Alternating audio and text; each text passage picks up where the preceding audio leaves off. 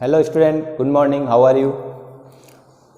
Accountancy 11th में हम पढ़ रहे थे third chapter recording of transaction, उसका फर्स्ट पार्ट। ठीक है, तो उसमें हमने अभी तक जो रूल्स थे डेबिट और क्रेडिट, वहाँ तक हमने पढ़ लिया था कि अकाउंट जो होते हैं उनको डेबिट कब करना है और क्रेडिट कब करना है, किस टाइप के अकाउंट को कब हम डेबिट करते हैं और कब क्रेडिट करते हैं, ये सब चीज़ें। अब जो हमारा अगला टॉपिक है वो क्वेश्चन से रिलेटेड है, जो है books of original entry journal. ठीक है, बुक्स ऑफ ओरिजिनल एंट्री का मतलब है ऐसी बुक्स जिनमें हम ट्रांजैक्शन को पहली बार रिकॉर्ड करते हैं, उसको ओरिजिनल बुक कहते हैं। ठीक है, बुक्स ऑफ ओरिजिनल एंट्री बोलते हैं, यानी कि जो ट्रांजैक्शन हम रिकॉर्ड करते हैं अकाउंटिंग में लिखते हैं, वो जब पहली बार जिस बुक में लिखा जाता है उसको बोला जाता है ओरिजिनल एंट्री बुक। ठीक है, तो पहली बार जब हम रिकॉर्ड करते हैं ट्रांजैक्शन को, किसी भी ट्रांजैक्शन को, तो पहली बार जिस बुक में रिकॉर्ड किया जाएगा उसको बोला जाएगा books of original entry book. तो पहली बार हम जब ट्रांजैक्शन को रिकॉर्ड करते हैं तो वो हम करते हैं जर्नल में। उस बुक का नाम क्या है? जर्नल। उस बुक को बोला जाता है जर्नल।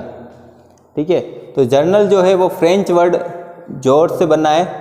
ठीक है, जर्नल तो जोर से बना है, जिसका वर्ड मीनिंग है ए डे, यानी एक दिन। हिंदी में इस जर्नल को बोलते हैं रोज नामचा। ठीक है, हिंदी में क्या बोला जाता है? रोज नामचा। ठीक है, तो रोज नामचा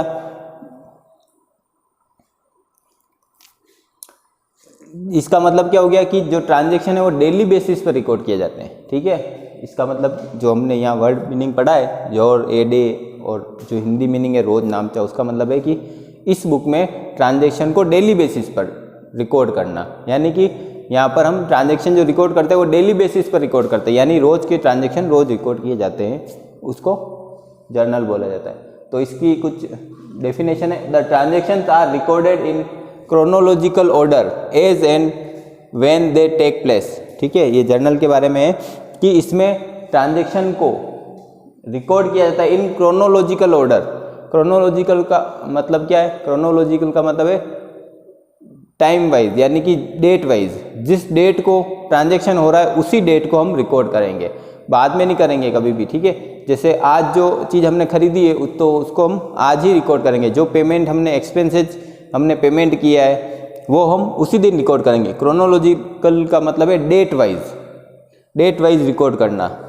as and when they take place, यानी कि जब वो ट्रांजैक्शन होता है तब उसको रिकॉर्ड करना क्रोनोलॉजिकल ऑर्डर में। तो ये हम जर्नल में करते हैं।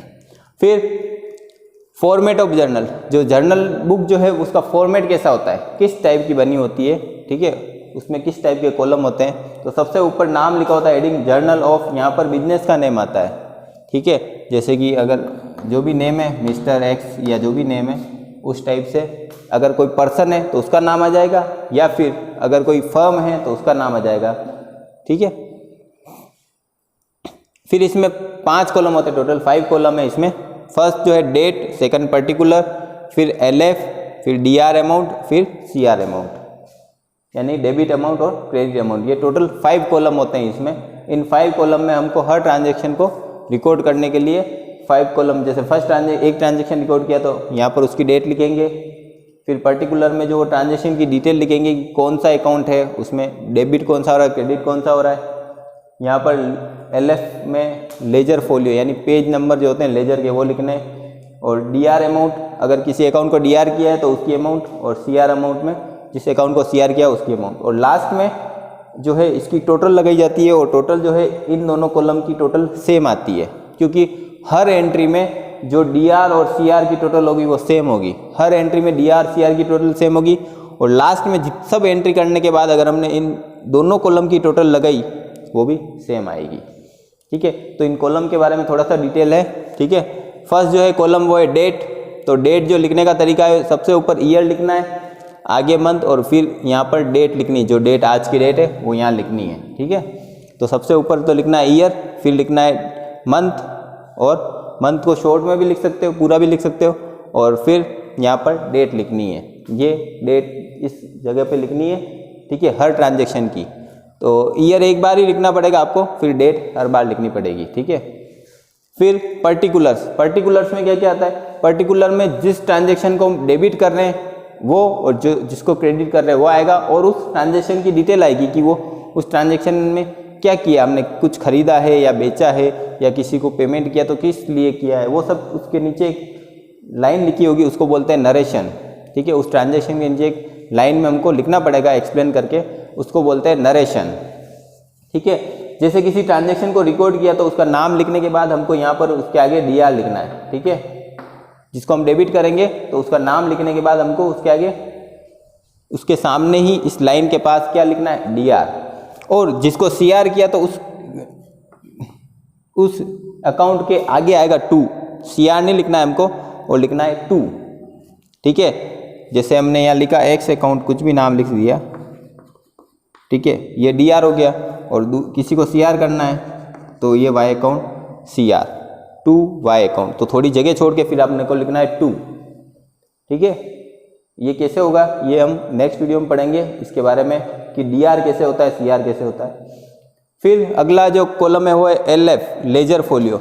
जर्नल जो है यहाँ पर, ये जर्नल हम बना रहे हैं। इसके बाद हम इन अकाउंट को एक दूसरी बुक में ट्रांसफ़र करते हैं जिसमें एक पेज पर एक अकाउंट की डिटेल ही होती है। ठीक है, उसको बोलते हैं लेजर, उस बुक का नेम है लेजर। ये जो लेजर लिख रखा है ये उसी बुक का नेम है। तो इसमें क्या होता है, जैसे ही हमने यहाँ X लिखा है तो इसी टाइप से जो भी अकाउंट है उन सब अकाउंट के एक पेज पर डिटेल लिखी जाती है, हर डेट को कि कितने पैसे आए कितने गए। ठीक है, और कितना बैलेंस अभी बाकी है वो, तो वो जो लिखा जाता है वो लेजर में लिखा जाता है। तो लेजर फोलियो का मतलब है कि उस बुक में कितने पेज नंबर पर हमने इस ट्रांजैक्शन को रिकॉर्ड किया है। जैसे ये जो हमने यहाँ लिखा है अभी ट्रांजैक्शन, तो ये कौन से पेज पर है, 1 पेज नंबर, 2 पेज नंबर, उस बुक में वो कितने पेज नंबर पर है वो लेजर फोलियो में लिखना है। ठीक है, फिर अगला है डेबिट अमाउंट। जिस अकाउंट को डेबिट किया है उसकी अमाउंट आएगी डेबिट अमाउंट कॉलम में। जिस अकाउंट को हमने डेबिट किया है, जैसे ये वाला है, तो इसकी अमाउंट आएगी इस डेबिट कॉलम में। और जिस अकाउंट को हमने क्रेडिट किया है उसकी अमाउंट आएगी इस क्रेडिट वाले कॉलम में। यानी क्रेडिट करने पर क्रेडिट वाले कॉलम में अमाउंट लिखनी है और डेबिट करने पर डेबिट वाले कॉलम में।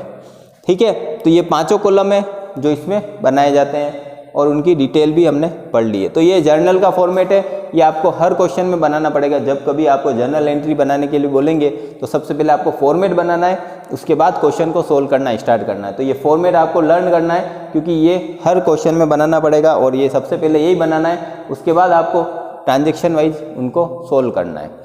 तो इसके बाद जो है प्रोसेस ऑफ जर्नलाइजिंग, यानी कि इसकी प्रोसेस क्या होती है, कैसे जर्नल एंट्री करते हैं, वो हम पढ़ेंगे नेक्स्ट वीडियो में।